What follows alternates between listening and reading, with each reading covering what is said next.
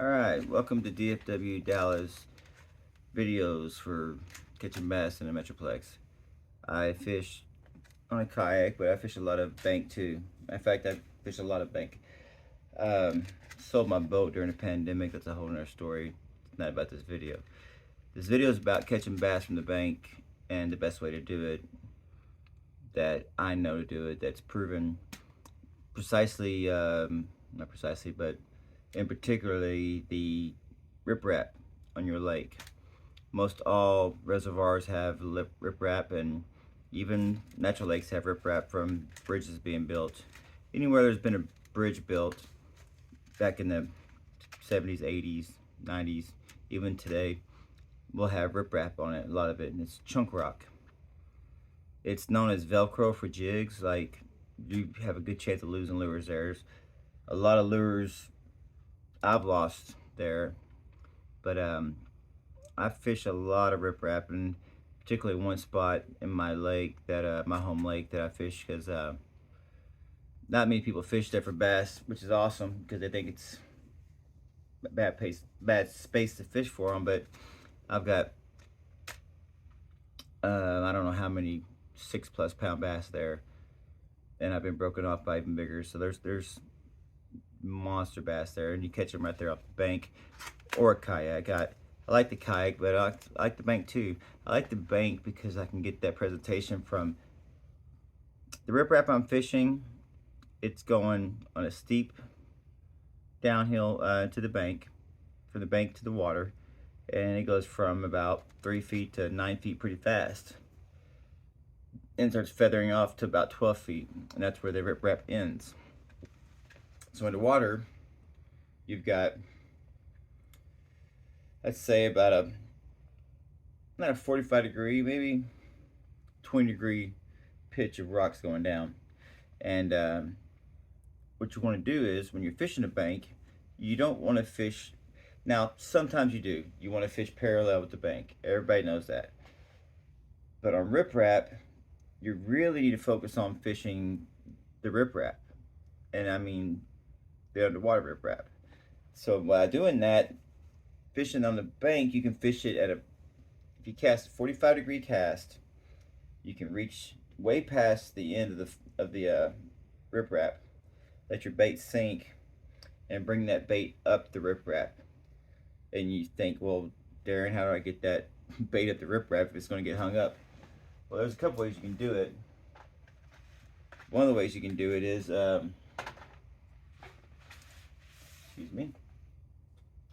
doing tight lining. And tight lining is one way to keep your lure from getting lost into the rocks. Now, I use a EWG shorty head, big bite baits shorty head. Now that's a shaky head, a shorty head. I use this because I've had such great success with it. It comes with a Gamakatsu hook already in it, and I think this is a 4/0.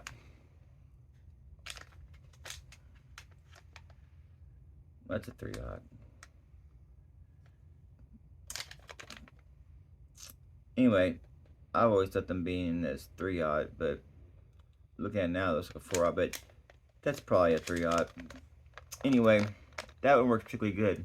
I like this one more than I like other similar jig heads, because this one has a lot of bite. You'll see from where the eyelet is to where the barb is, the bite on this hook is from here through there. So you got about a 1/4 inch of bite. That's good. And I have a good hookup ratio with these. The one thing is, when you're fishing with a spin cast, you really gotta get that hook set if you get a big bass, because it's not gonna, they're not gonna jack around with you, you know. And big bass are gonna take you for like a freshwater tarpon sometimes. So another good choice to use if you're having trouble hooking up would be your Bass Pro Shops. Well, this is what I found at Bass Pro Shops I seem to like. There's other ones out there, but you know, I bought quite a few different ones, and most of them suck. This XPS Bass Pro Shops EWG jig head is real similar to the shorty head. It's great. Actually works really good with the spin cast. You can get that feel and you don't have to set the hook as hard. It's got a thin wire hook that sets itself pretty easy. This is in a 3/64 ounce. So relatively teeny tiny, see the weight? But that's all you need. You want your bait to come down to the rocks and not come into the rocks. You know, you want it to hit the rocks but not come down in there in a fast motion to where it's got a good chance to get hung up. So I recommend these and the XPS version because I can't say anything bad about them. The biggest bass I've caught in the area I fish off riprap, a lot of them have come off a shorty head. I like fishing weightless a lot. When I'm fishing riprap, you want to fish lures that are least likely to get hung up. The highest chance of getting your lure back, the highest chance of not getting snagged up, the highest chance of, you know, getting it unsnagged. You know, that's a big deal too. You know, you get snagged up with a, let's say, a rattle trap. Well, you have a better chance of getting that rattle trap loose than you did if you get hung up with a jig.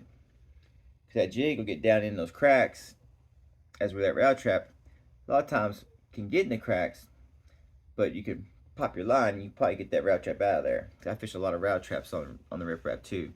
We'll talk about that, but mostly this is about soft plastics today in the particular setup that I use, that I've been catching a lot of my fish on. Almost, I mean, whenever I'm not catching, I'm using everything I got, everything in my arsenal that I think that should work. I'm getting nothing but maybe a hit or two here or there. I switched to this because so far this spring I've already gone through one bag. I'm working my way through a second bag, and I got a brand new bag I just got, and that would be the Doe Live Stick 3.5 by OSP Black. Black's boring, I know, but black provides during day and night a perfect silhouette for the bass. They can pick up on it, they can see it really well.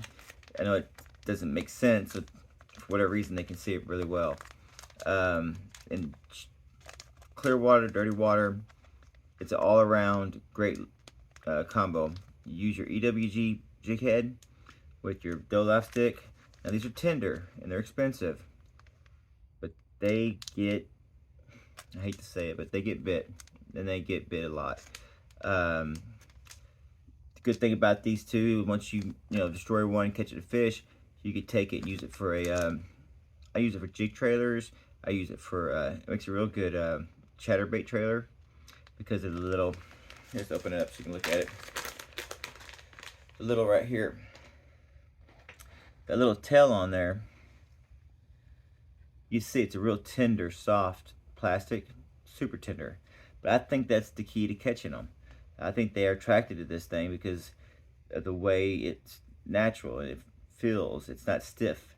And when you get this on the back of a chatterbait, the thing gets to wiggling. I mean, it's just like a chatter spike. I mean, you're just saving a little bit of money by using a used lure that you can't use on a hook anymore, so on an EWG hook anymore, so you're going to use it on a trailer. And it works. I caught one yesterday actually, using it as a trailer on my Hunt's jig. Hunt's jig's a really good jig too, but from the bank you don't want to use it because you will get hung up.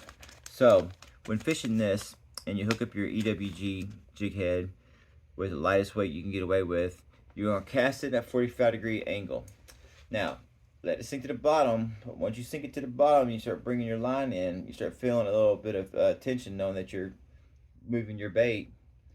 Kind of just, you want to, it's old Sally right here. Old Sally's caught more big bass. This old clunker, I can't get rid of it because it's just too damn good. I can't not catch big fish with it for some reason, and I always seem to land them. It's mind-blowing. This is one of my cheapest combos, but yet it's my best combo almost.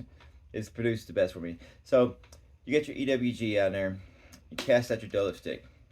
When you're popping that thing, you're doing this. You're holding it. You're going pop, pop, pop, pop, pop as you keep your line tight. So what I mean by that is when you're poking, when you're pumping, jigging, pop, pop, pop, pop, little pop ups. I'm talking little pops, not fucking. I'm sorry, cousin. Not big pops, little pops. This isn't summertime. We're doing little pop, pop. It making the bass see this as a feeder fish feeding on algae. You know, dipping down into the rocks, like minnows do. All sorts of different bait fish and feeder fish will do that. That's the presentation you're trying to give off. And it's a deadly presentation because that's what these bass are doing. They're sitting there on the rocks. They're coming up to spawn. At night, the females are coming up. But in the meantime, the ones that are feeding, they're picking out crawdads. They're picking out feeder fish, bluegill, shad, anything that's pretty much down there in the rocks, which is a lot. A lot of life lived in those rocks. So they like hard bottom. They'll sit there, right there where the edge of the riprap is, under the water to where the bottom of the lake is. That little crease right there where the rocks end and the lake starts to have its, mush bottom, soil bottom, whatever you want to call it. Um, a lot of bass that they hang out right there, and especially in high pressured areas, they'll hang out down there because it's a high pressured area. But they'll come up, they'll come set up, especially if they find some bait fish, whatnot.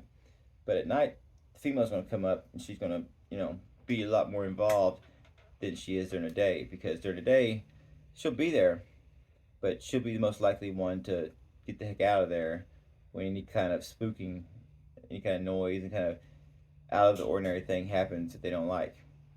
Male will hang out a little bit longer than it's supposed to, and some females will too.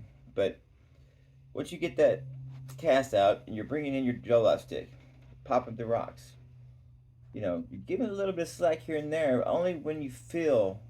You gotta have some good feeling in your rod. You want to be able to feel that jollof stick on those rocks as you're popping them over the rocks.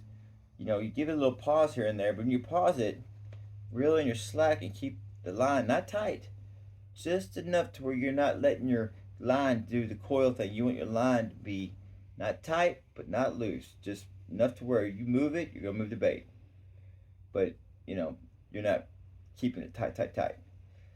As you're doing that, when you get hit, it's not going to be an opportunity to do a slack. You won't get a slack line hook set opportunity. You may get one, but for most part, it's going to be, oh, it's fish on. It's going to be that fast. The bass going to come over there. It's going to see the bait, and it's going to come over there and it's going to inhale it, and it's going to go about its business. Whether it's swimming left, right, forward, backwards, it's swimming away from where it just ate, and it's about to go check out for some more food. You'll be, the hook will be set by then, because that bass will take off. You'll have a little bit of slack in your line, if that, because you're tight lining or semi tight lining on the rocks. The hook's already set. You just want to reach back. You might want to give it a couple good tugs if you feel like you didn't get the hook in there good, or if you didn't get the hook, or especially if you're using the shorty head on a spinning cast. I like a shorty head on a bait caster because I like to give it a good hook set. The XPS one, you don't have to give it a good hook set. You use to reach back like you're fishing for smallmouth or something on the boat. So that right there is the deal. You will catch fish on this, guarantee it. If you do not catch springtime bass on riprap with this setup, there might not be bass in your lake. There's a good chance there's no bass in your lake. If they are, they might be all down to just like a few, and you fish in a really big lake, because bass love rocks, and they'll be there, and they love this. I have caught fish on this on every trip that I've gone on where I thought I was gonna blank, and I wouldn't even use this because I was like, I want to catch them on something else. Well, not catch them on anything else because it's not working. So I throw this in, boom, works. And yesterday I caught one, oh, easy 6.5, and it took forever to get that fish in. I mean, that was a freshwater tarpon if I ever saw one. She jumped 3 times. She did about 4 or 5 runs. I'm using T7 10-pound test. Thank goodness Missouri makes a really good line. And I got lucky with my braided leader knot, because that knot came in clutch. If it wasn't tied right, if anything was wrong with it, I would have lost that fish, because that was a big one. And to fight it on one of these medium light action rods, spin cast with 10-pound test, monster like that is fun. That's one of the funnest things. I mean, adrenaline's pumping, exhilarating, everything. Fishing from the kayak, I do produce fish the same way, but I usually will position my kayak closer to the bank and fish down to the bottom of the riprap and bring my bait up the riprap. Because when you're in the opposite position on the boat and you're bringing your bait down the riprap, you seem to have less productivity. I don't catch as many that way, and I believe that's because of the ambush factor. Now, I've gotten into them where I've caught 7 in one spot using the shorty head with a 6 cents flush. You can hook a 6 cents flush on one of those and tear them up too. Other baits that I recommend to use with the EWG shorty head would be this baby right here. And I know some of you guys are going to say, oh, this is for punching, this is for punching. Yeah, I know it's for punching, but it works great for just regular crawfish. If you're using a crawl and you like fishing with a crawl, do not sleep on this. It's been out for years, but the Jackal Archelon. This crawl, soft plastic crawl, is money. I love it. I've been fishing sock crawls for 30 years, at least 30 years. And I've never had one that I've caught this. Man, the Jean Lorenz sock crawl, back in the day in the 90s, used to catch them all the time with that. Don't catch them that much anymore with that. I don't even use them anymore because I haven't had really any luck with them. But this Jackal Archelon, that's if they ask me, hey Darren, what crawl would you take if you had one crawl to choose? And that's it'd be between OSP, the Dolab crawl, and the Jackal Archelon. 2 different crawl baits, really. This one comes with heavily ribbed, and heavily ribbed Archelon means wire displacement. The wire displacement, along with it's also got a chamber inside of it where you can put scent, rattles, whatever you feel like doing, or nothing in there. I rig it with the EWG jig head. You can use it with what you call it? A bobblehead, biffle head, whatever. You know what I'm talking about. The EWG with the weight that moves, the jointed weight. Anyway, you can catch them with that too. But with the EWG shorty head, you're able to actually move this bait and make it do what you want it to do. As where the biffle head rigs, you're kind of dragging. You're dragging. This is not really a dragging bait. This is more of like a little pop, chill, pop, chill. But when you cast this and you're at a 45-degree angle on the rocks, you get to cover a lot of area there, a lot more than you would if you cast straight out or if you cast it on the bank.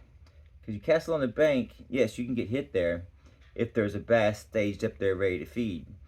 If you cast down 45-degree angle down to the 9 to 12 foot depth and bring that baby up, you can catch the attention of a lot of those big bass, and they're going to follow it all the way up to close to you. Most of my bites I get are anywhere from 2 to 4 feet in front of me, because they chase the bait all the way in and they ambush it right when they get to the rocks, and they find that bait that they're going for doesn't have much room to run, and that's when they get them.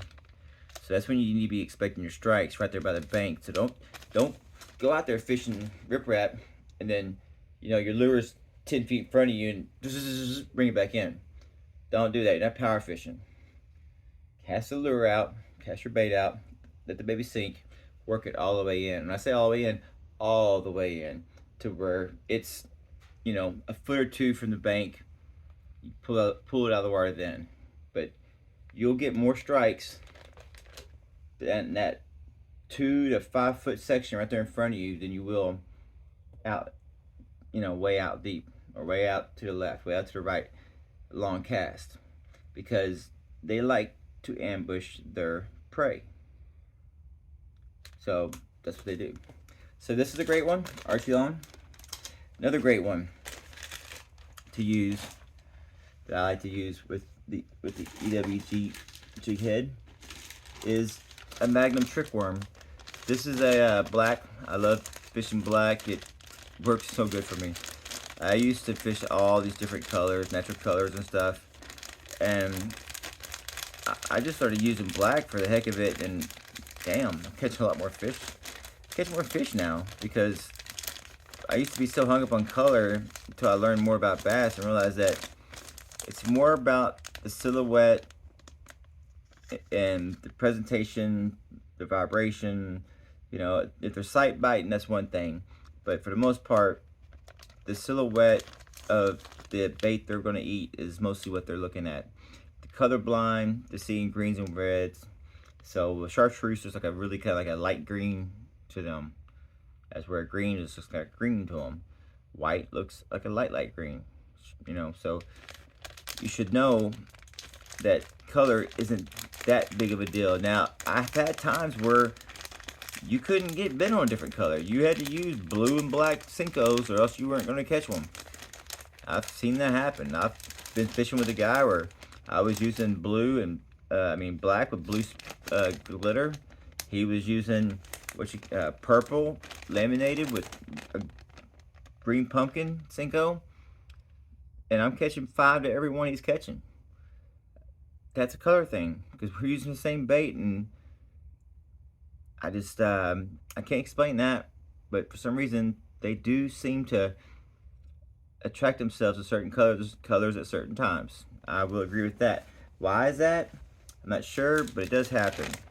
But I know for an all-around bait that you can trust the color in, go with white, black, or green. Those 3 colors will get you anything and everything you need to catch. That being said, I have so many soft plastics in this dump of a garage. I got so much stuff in here that I've had every color there is imaginable almost. So another great one to use on the shorty head. We'll be done with that one. There's another Archelon. There's the green pumpkin. It's a really good one. Okay, where's that? Well, there you go. You can use a small trick worm, works good on those too. And also, just a regular old black, well, this is the trick stick. A little different hookup ratio with these than the Gary's. Gary's hookup ratio is a little bit better for me. If you get these, realize they do have a hook slot. If you don't realize that, you'll rig them up without that and you'll lose more fish. Use the hook slot, you'll catch more fish. I caught 2 good ones today on these. Weightless. I like to fish these. Big bites one. Now, at Gary's, I fish weightless. Big baits, I like to put a little nail weight in the tail because they sink a little slower. And that nail weight actually gives me that little bit more feel and a little bit more control of the action I'm putting on the bait and knowing exactly where it's at in the water column. It's a good one to use. Now let's move on. So, on the bank, you want your little jig head, EWG jig head. You know, a good 3/0's nice. If you can't get 3/0, get whatever you, or if you don't want to get 3/0, get whatever you want to get, but make sure it fits your bait well. Another great surprise to me was not that a cover scat would work. I love a cover scat. Cover scats work great, but what was a surprise to me was that they were sold out of black. So I got the black and red flake, and as you can see, I got 2 left. And these baits don't tear up as fast as the other baits tear up. I mean, some baits tear up really fast. These baits take a little bit of time to tear up, and I've caught the snot out of them on this. I caught 3 today on this color. So another great lure to use from the bank on riprap is going to be your depths cover scat. You want to cast the same fashion, 45-degree angle, no weights, nothing else. You're going to use your, I like to use the Ryuji Extreme Offset EWG. Let me see if I can find a empty package or a package of those real quick so I can show you exactly what I'm talking about. You can get these at the Hookup Tackle. I don't know if they have them at the Tackle Warehouse, but I do know you can just Google search them and find them wherever you find them. But the Ryuji line of hooks is just a great line of hooks, and they got a lot of good hooks. I love their hooks. If I could afford it, I'd have more of them. This is their limit offset shank hook. Great hook, great hook. But you want the extreme offset. There's another limit. Limit's a good hook. But this is the one you want, and I'm out of them right now. Well, I got one tied on, I got one left, I got some more ordered. But you want to get this one, the Ryuji offset shank hook, EWG, extra wide gap. 5/0's great, but a 4/0 works perfect for the 3.5 cover scat. If you're going to use the bigger one, the 4, you want to use this one. They have a really big swoop in the gap, and it's just the hookup ratio, the sharpness, the strength of the hook. I can't say anything bad about these hooks. I love them. I would have never found them if it wasn't for the Hookup Tackle, so I want to thank the Hookup Tackle for turning me on to these. All right. So cover scat, Dolop stick. Now, a couple other baits to fish from the bank, especially from riprap, that work great, are going to be a swim jig. I like to use a nickel swim jig. You know, the sledgehammers works really good, but I've been using this one lately. I like this one. It's the Uzi Mega Bass swim jig. I got the 3/4 ounce because I like to reel a little faster, but I want to keep it down in the water column. So if I'm going to bring that up the rocks, I want that to get down there quick, and I want to be able to reel it fast enough to where I can, not give them a good look at it, but at the same time get down there with them. Otherwise, a lot of your swim jig is going to come up really fast. Great swim jig. The nickel swim jig's really good. Strike King makes a good swim jig. A lot of good swim jigs on the market. You shouldn't have a hard time finding one. Swim jigs work great, especially once you fire them up. If you start catching them on a trick worm or something like that, and you thrown this before, try throwing it back in there again. I've caught more bass on a swim jig the second time I used it during the day. I'll start off using it, maybe not get anything, fish around, find the fish, start catching them, bite slows down, pull on the swim jig. I pull anywhere from 1 to 2, 3 more bass out of that spot, and gets a really good bite. So that's a Mega Bass Uzi. I would suggest that too for your arsenal. You don't have to have a little flasher on there. But last but not least, this, was one more special add-on to, there's actually a lipless. You're going to want to use a lipless. I'm just going to say that, and you can go with whatever lipless you want to. I like to use the Lucky Craft and the Bill Lewis. Those are my favorite lipless. I do use the Jackal TN60 and TN70s. They're nice, but my favorite one is the Bill Lewis. I grew up using it. I've caught more bass and striper and sand bass and catfish and drum. I've caught so many things on a rattle trap, it's ridiculous. That's probably why I like to use this confidence bait. But I know I did really well. One of my biggest bass this season, the spring so far, has come on this lipless right here. This is the Lucky Craft. That's Skeet's Magic, I think. Skeet's Magic with the chartreuse or something. I think that's what that is. Anyway, great rattle trap, great lipless. I love the fact that it's got glass beads. It's also got copper beads and some other beads in there. Gives a unique rattle that's different from the other ones. Great lipless. Okay, now for the last two that I really wanted to show you. Well, three. Glide bait. If you're going to use a glide bait on the rocks, first of all, you got to have a pair of balls and you got to have a brain. If you don't use your brain, you don't pay attention to what you're doing, you will hang up your lure, you'll lose a $20 to $30 lure, and you're going to be pissed off. Really pissed off. You might even go swimming for it. This one right here is a really nice one. It's a great lure. But Jackal makes us a, not a mag draft, but it's like a mag draft. It's called the Dunkel, I think it is. And I have it over here. I don't want to pull it out now, but anyway, that one has the hook. It has options for your hook. You can go underneath or on top. Same as this one, but no, you can't go on top of this one. I'm sorry. You cannot rig on top of this one. I was thinking about a different lure. The Dunkel, you can rig the treble up here, and it's not a line through. This is a line through. And it's in Japan, some people have just been casting this out to where they know where a bass is. It floats. They just leave it there. They don't jig it, nothing. Just let it sit there. And just the action of the tail and stuff in the water gets it a bit. It's crazy. Yeah, good lure. So, tried and true spinnerbait.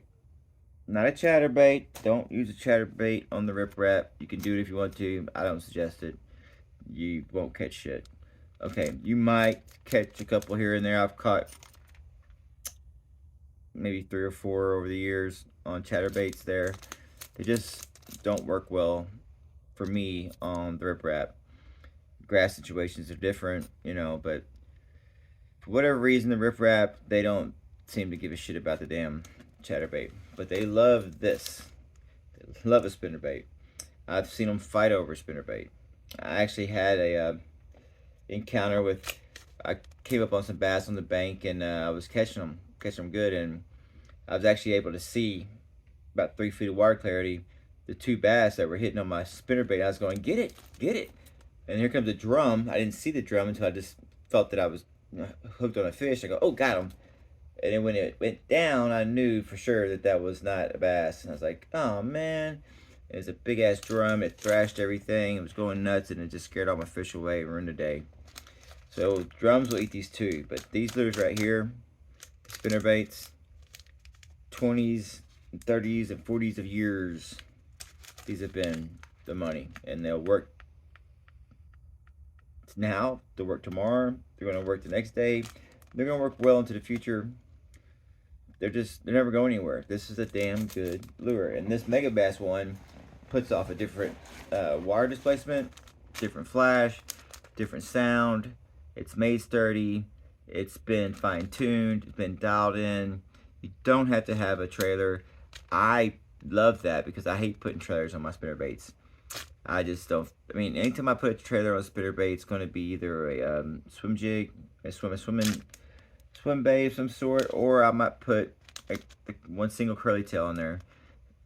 But even then, it always seems to alter the way the spinnerbait runs a little bit. Some spinnerbaits have to have a trailer to run right. These ones come with a little, like not a trailer, but kind of like a little trailer. These 3 little rubber flaps that are bigger than the other ones, and that's perfect for me. Not having to use a trailer and just using these, I love them.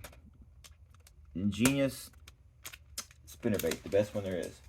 So I hope that video wasn't too boring for you, and I hope that you catch a lot of bass from the bank. If you have any questions about fishing the bank from anywhere, let me know. I've done it for 40 years now. Oh, I'm sorry, 42 years now. I'm almost 50 now. I've been bass fishing since I was 5. Younger than that, but 5 and 6 are my earliest memories of bass fishing. My dad taught me the Texas rig, and because I wanted to fish like him, I wanted to do everything like him. So it's like he was trying to, I would fish for brim, I fish for perch, but he'd be like, perch, bluegill and stuff, but he would be catching bass, and I'd be like, I want to catch one of those. And he'd say, well, you don't want to catch one of these. They're kind of difficult to catch there, and you got to put a worm on and all that stuff. He finally taught me the Texas rig. He taught me how to rig it and everything like that, and the rest is history. I fell in love with it. I was obsessed with the purple and whitetail worm. In the 80s and 90s, a purple and whitetail worm was the deal. It might still be. I haven't used one in so long, I wouldn't know. But I know back in the day, that was my go-to bass worm. So anyway, thanks for joining me. Thanks for watching. I hope that you learned something, and I hope that you catch a lot of bass.